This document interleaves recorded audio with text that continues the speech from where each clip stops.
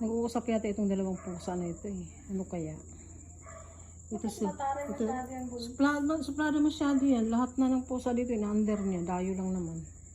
Kaya pala dayo ang tawag. Oo, kasi dayo lang. Nung dumating siya dito, buntis yan. Tapos nanganak na siya. Ang isa naman. Iiwan niya. Ang isa na... Hindi rin, nandun na ang anak niya. Dalawa yan. Akala namin makikain lang nung first one. Yung pala, hindi na umalis. O, ayan. Buntis na naman ngayon. Iwan ba? Buntis ba yan? Malaki tiyan niya. Tignan mo, suplada masyado. O, sige, anuhin mo yun si Leo.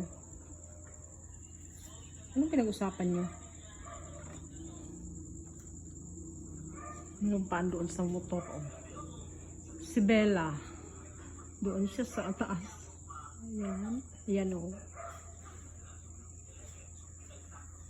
Bella, pinakamaganda. Bella maganda. Yun siya. Arte-arte. Yung si Lupin. Anak ni Dayo. Yung maliit na sa ilalim ng upuan. Yan. Ito, dalawa na ito nag-uusap ko. Hindi ko sila tapos mag-usap. Ano yung pinag-usapan ng dalawa? Ayan, ang anak niya. Anak ni Dayo, si Lupin. Oh. Nahanap ko ng balahibo.